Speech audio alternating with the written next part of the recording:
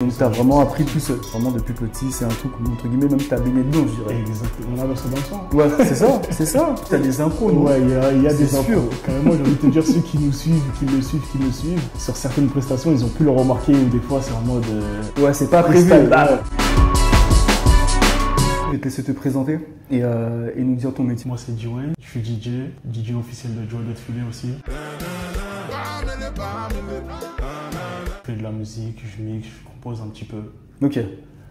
Puis voilà, c'est vraiment la musique, ma passion, c'est principalement ce que je fais.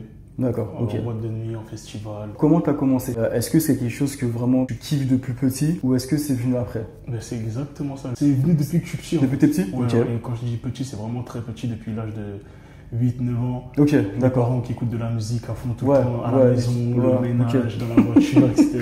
Ça, je pense, chez nous, c'est la base. Hein. C'est la base. Surtout que moi, en tant que Guadeloupéen, c'était beaucoup zouk compas. Ma mère, c'était zouk compas. Le dimanche. C'était zouk rétro, un peu dancehall. Et ce qui m'a poussé un petit peu dans le DJing, c'est que mon père écoutait beaucoup de mix. Je pense que l'inspiration m'est venue de là, petit à petit. Le fait d'entendre ce ok. À chaque fois, j'étais un petit peu curieux de comment ça se fait, la bonne sonorité, etc. Et ensuite, autodidacte. Ok, donc tu as vraiment appris tout seul. Comment mixer, comment faire une transition, entre guillemets. Exactement. Ok, vraiment depuis petit, c'est un truc où, entre guillemets, même tu as baigné dedans, je dirais. Exactement, on a ça dans le sang. Ouais, c'est ça. Les gars, c'est important, on a ça dans le sang. Exactement. Tu as commencé depuis petit, mais qu'est-ce qui t'a poussé du coup à te dire que ça va être ton métier? J'ai jamais envisagé un jour que ça devienne. Que tu deviennes. Ok, d'accord. J'ai toujours fait ça par passion parce que je kiffais. Au fur et à mesure, les fêtes de famille, les anniversaires, ensuite les mariages, et ça a commencé comme ça petit à petit. On va dire 2014-2015 que c'est là que j'ai commencé à enchaîner les vraies prestations. D'accord, donc du coup il y a à peu près 10 ans. Ouais, voilà. Ok, d'accord. À cette époque-là, je venais d'être majeur, j'avais 17-18 ans. Ok. Et c'est là que j'ai commencé à les boîtes de nuit. Les prestations un peu plus sérieuses, quoi. Ouais, ok. Et après, du coup, est-ce que tu as enchaîné, genre, par exemple, avec des festivals? Écoute, non, pas tout de suite. Pas tout de suite, vraiment enchaîné avec les boîtes de nuit où c'est là que j'ai commencé, on va dire, à me faire l'argent de poche. Ok, ouais. Tout en faisant ma passion. Et c'est là que ça a commencé à devenir un petit peu plus sérieux. On m'a appelé pour les festivals par la suite, à l'étranger.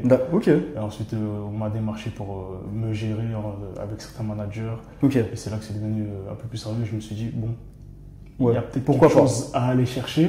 J'ai du talent, je le sais, les gens le reconnaissent. Pourquoi pas? Ouais, let's go. Ouais. Ok.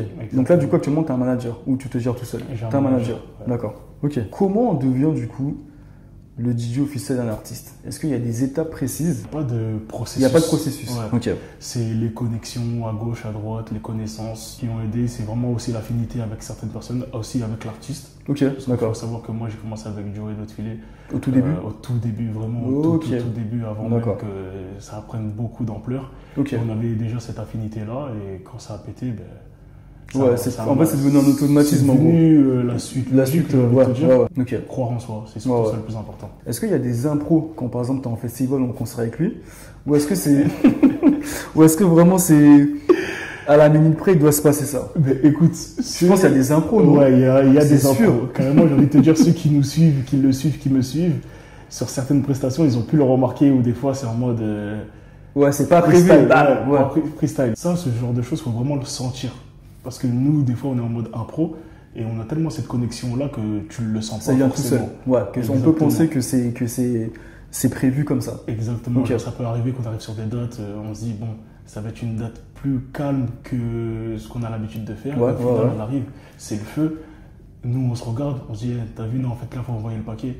Des choses qu'on n'a pas travaillé en amont, on l'envoie. Je vais faire un petit retour en arrière. Quand tu as commencé, du coup, à, entre guillemets, mixer, que ce soit mariage ou en boîte, tu travaillais à côté. Exactement. Comment tu faisais pour gérer? Parce que là, du coup, c'est un métier de nuit. Écoute, à l'époque, déjà, je travaillais pas encore avec Joey quand je travaillais à côté. Ok. Ça arrivait que le week-end.